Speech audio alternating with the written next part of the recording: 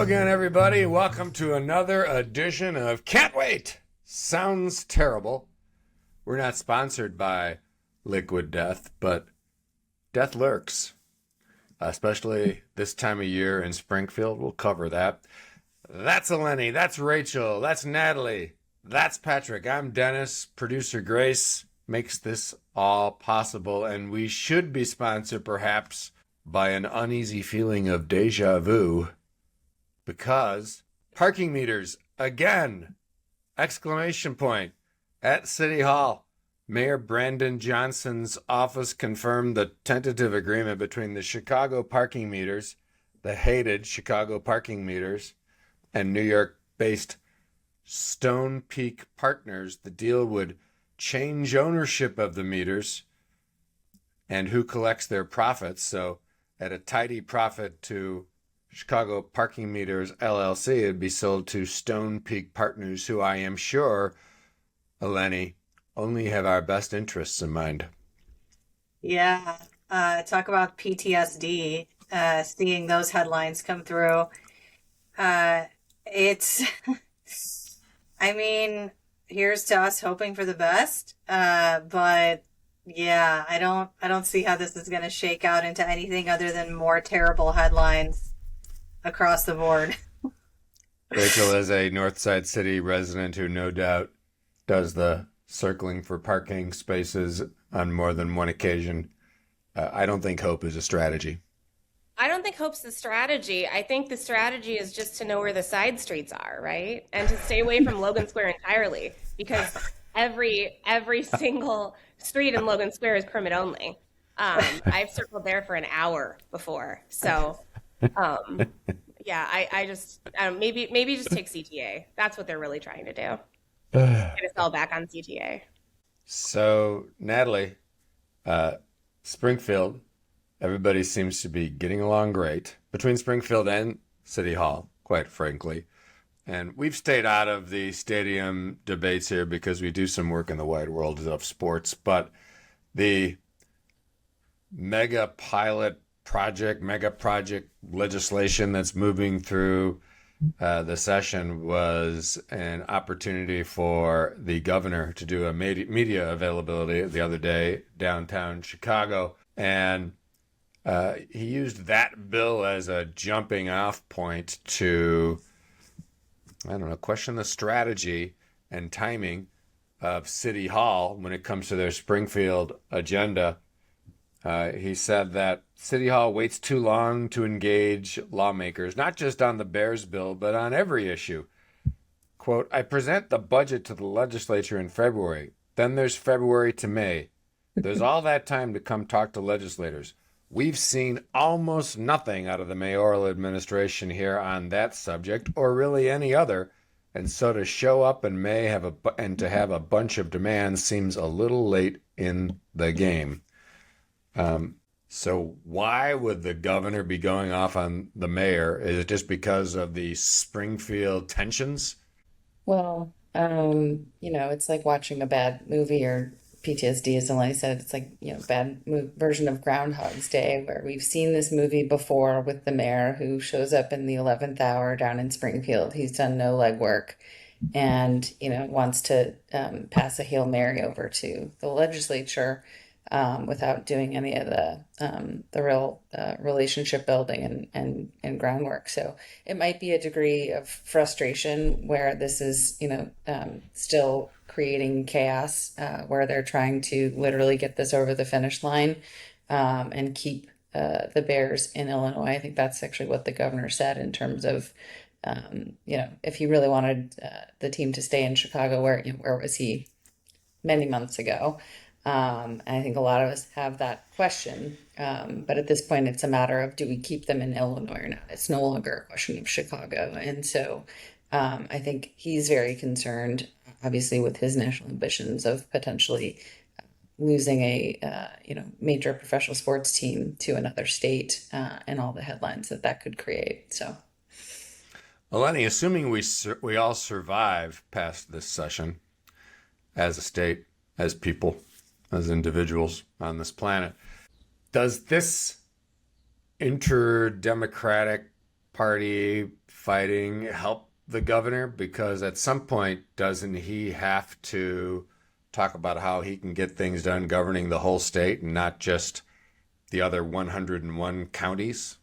Yeah, but I would also say that I think the current mayor has a reputation now that is not a problem for Pritzker to overcome. And I think he doesn't have to worry as much about that relationship as he would if there were just about any of the other mayors in office prior to him. I'm more intrigued as to what exactly Brandon Johnson's intent is in fighting hard for the Bears in these last few weeks. I mean, I get what we all talked about and why everybody wants to keep them in Illinois, but in the last few weeks of session, when you haven't been down there and there are so many issues facing the city of Chicago, how that is the top of the agenda just raises a lot of questions on my end as to why that's the driving force of your agenda when people are hurting across the city right now. Patrick, could it be polling? I would presume maybe even what we're seeing with some of the interesting AI ads out of the LA mayor's race. It doesn't take any creative genius to come up with on this team to come up with an effective attack ad if you lose a storied franchise to somewhere else. But I think the other aspect we're seeing play out in real time here is the political maxim is better be feared than loved, and it's terrible if you're neither. We've got a little bit of a problem in that dynamic from a city perspective. Well, speaking of fear, the CTA. So crime is down, so they say, all over the city. But for many city residents, they don't necessarily feel that way. Over the weekend, a news photographer caught a child on a scooter passing under police tape at the scene of a West Side shooting just to get to the other side. So I think things are going great in the neighborhoods. But on the CTA, Cook County State's Attorney Eileen O'Neil Burke said it was time to get paddling towards improving safety on public trains and buses. When we get all oars in the water, she said, we are rowing in the same direction. We can make significant progress. Now, Rachel, we don't have any boats in the CTA that I'm aware of, thankfully. But I think the point is she pulled together the Cook County State's Attorney's Office, the Sheriff's Office, Chicago Police Department, FBI, DEA, ATF, U.S. Attorney's Office, Metro, and PACE for a new regional transit task force. This is on top of a federal initiative that the U.S. Attorney, Andrew Boustros, started a few months ago.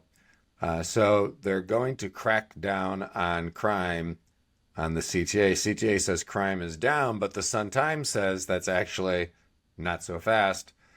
David Struett reported a couple of months ago in the Sun-Times that aggravated assaults and batteries on the CTA reached a 24-year high last year.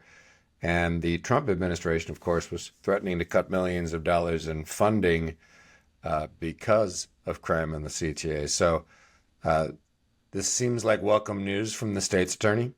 Yeah, absolutely. I mean, I'd put a lot more faith in local law enforcement being able to actually get to the root of the problem and doing something about it, right? I think a lot of times you see coming down from the federal level trying to solve problems like this looking more like grandstanding than actually coming to a solution. So I certainly think it's welcome news. As someone who lives very close to the CTA, who takes the CTA to get around the city, the difference between what it was before the pandemic and what it is after it's night and day.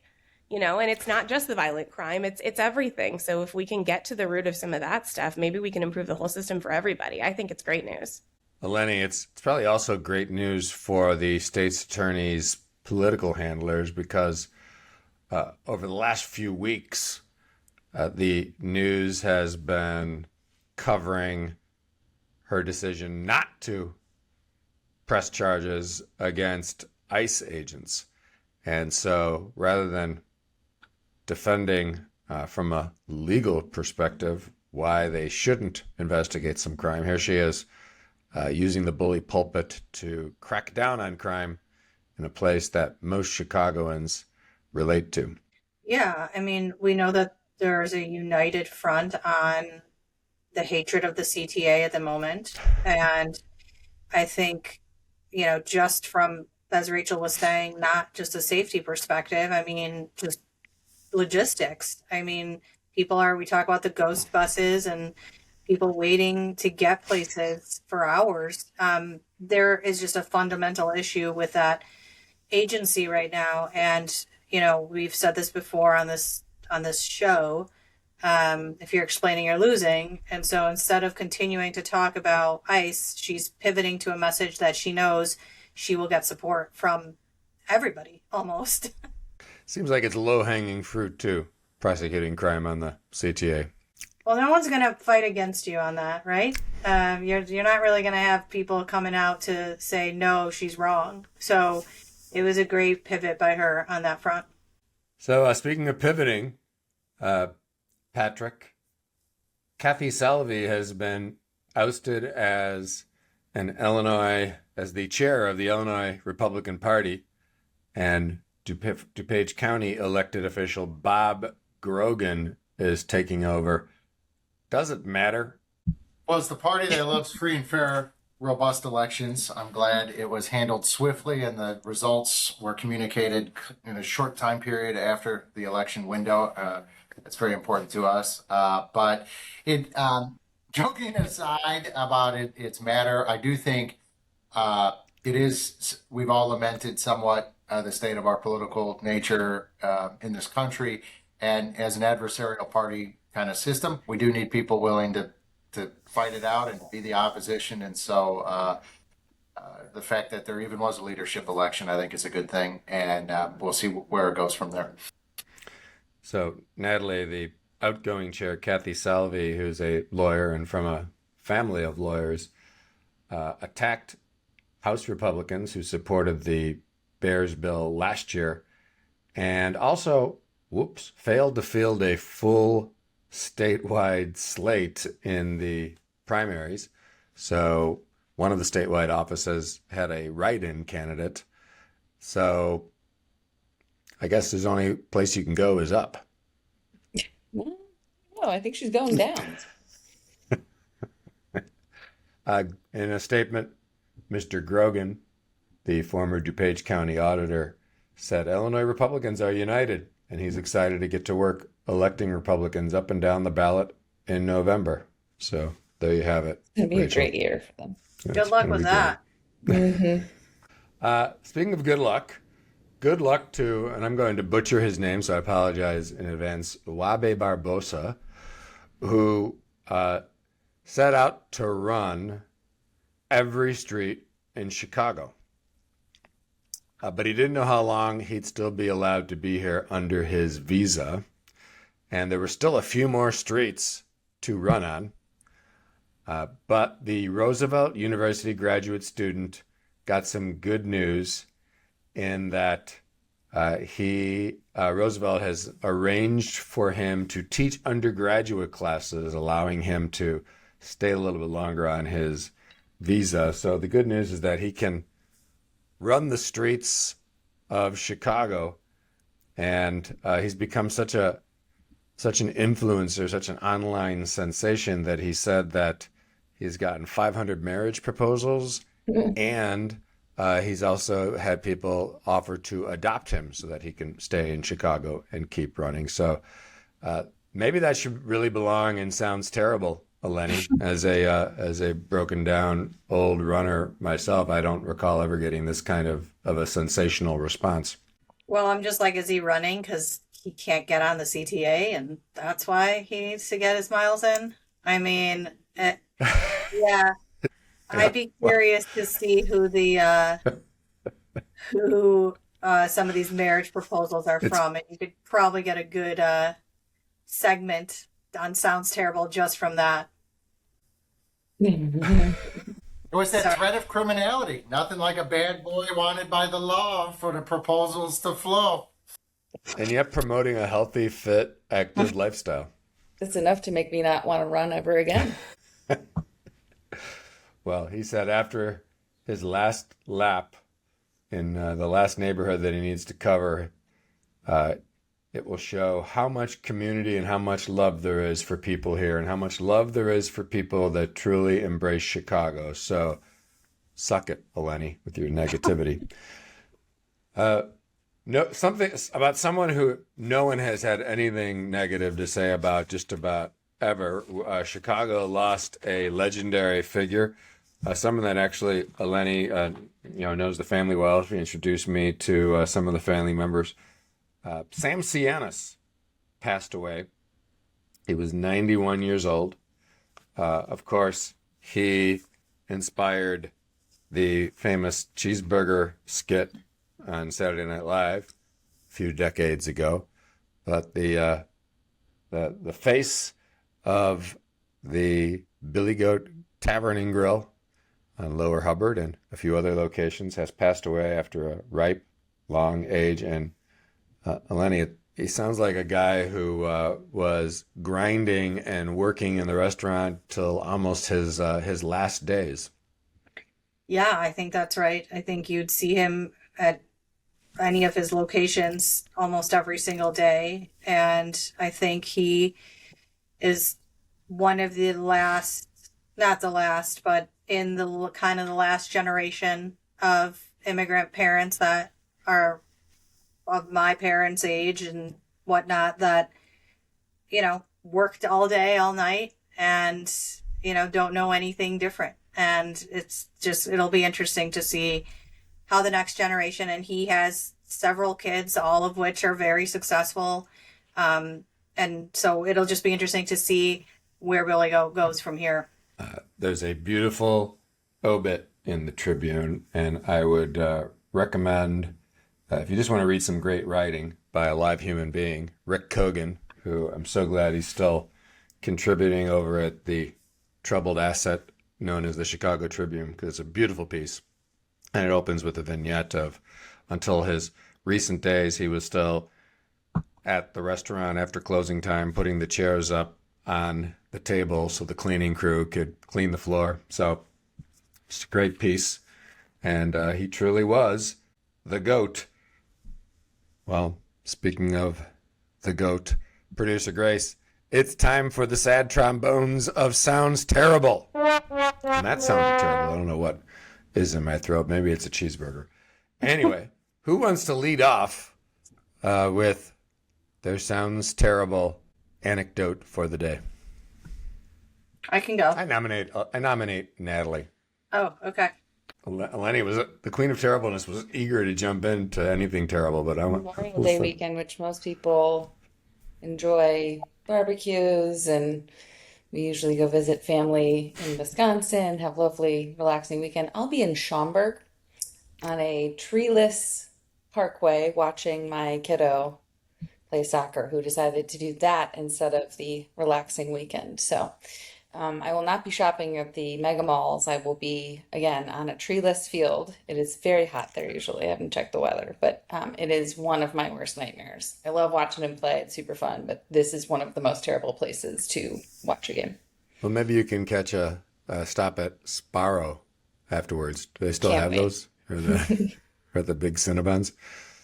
Okay, Eleni, I'm sorry. You were eager to talk about terribleness, and I cut you off. Oh, that's okay. So my sounds terrible today, and I'm hopeful Producer Grace will be showing a quick video while I'm speaking right now for our viewers. But because of this show, we know that my basement got water in it, thanks to Dennis. And as we were gutting the basement, we found a secret door behind the wall. Behind the wall of our bedroom, our basement bedroom, and it can't be opened right now. Just a little crack of opening. We don't know where it goes. And Let's call Geraldo. and I would just point out that I live probably about a mile away from John Wayne Gacy's home. So we're not sleeping well here today or this week. So I'm gonna go with whatever's behind that door sounds terrible. It does sound terrible. It does sound like liquid death could be behind that door. And another great sponsorship opportunity. No. Patrick, what sounds terrible? Well, I don't know about anybody else on this call, but I am thrilled that an entrepreneur for Pizza Hut is bringing back the old school Pizza Huts. 80 of them are getting Amen. converted back to cleanly, beautiful checkerboard tablecloths. He's bringing back the salad bar. The Tiffany lamps are back. I think it's going to be a huge hit. Not only that, Book It is back, and for the little kids to get the pizza. And I don't understand why things that weren't broke had to be fixed. So we're going back in time. It's going to be wonderful. And I hope that one of these 80 locations comes somewhere in the Chicago metro, because according to numerous media reports, people are traveling up to 3 hours to go back in time to the old school Pizza Hut. You could kind of hear the piped in Captain and Tennille music now, Rachel. What sounds terrible for you? Well, I think Patrick saw the same Today Show segment I did this morning, if that was his sound good. Everyone saw. So we've talked in recent weeks. Everyone's been very concerned about the hantavirus. But I have a new concern, because this week there is an Ebola outbreak. I think we should all be much more concerned about Ebola than the hantavirus. It's much more communicable. It spreads a lot faster. It's a lot more efficient. I don't bring it up because I want to wish Ebola on anyone on this podcast. So I'm going to apologize in advance if that happens. But Ebola sounds like a pretty terrible way to die. So. I mean, chances are, if we get Ebola, that not everybody on this show will be there next week. So We'll another just hope sponsorship Ebola- opportunity for Liquid Death. Exciting. Patrick, what's more terrible than not one but two deadly diseases spreading on cruise ships and in third world countries? Self-driving taxis overrunning every street we were just on. You continue to have bad experiences with self-driving taxis. That is right. Did you forget I did my sound terrible already? It was Pizza I Hut. did. It wasn't terrible enough. So if we could be sponsored by Prevagen, that would be awesome. A great sponsorship opportunity. Well, would you like to hear my sounds terrible then? You know what, Dennis? I think that sounds great. Let's hear your amazing sounds terrible. What was your name again? Anyway, I was going to talk about, if you recall, a year ago, there was a story about travel tips from the vantage point of flight attendants who reminded everybody not to go barefoot in the airplane bathrooms. But that's been eclipsed by the fact that if we don't die of the hantavirus or the Ebola virus, we very well may be replaced by robots, in particular Alexa. So, according to Variety, and big time show producers like us, we do check out Variety. Alexa has been answering billions of users' queries since it was first released in 2014. Now Amazon is positioning Alexa Plus's extended answers on any number of different topics as podcasts completely compiled using AI, according to the company. And they have an example that they've included in some of the stories of two people talking about the latest music releases, and it's pretty creepy. And Variety also pointed out that Google's Notebook LM, whatever the heck that is an AI tool that also added the ability to auto-generate a podcast of sorts. So all you have to do is tell Alexa, and I'm sure just as every time I say this now, people's Alexas are going to start turning on. Ask Alexa what topic you're curious about, and then in minutes you'll have a podcast that talks about your favorite musical releases or the fall of the Roman Empire or why Patrick Sounds Terribles aren't memorable enough for me.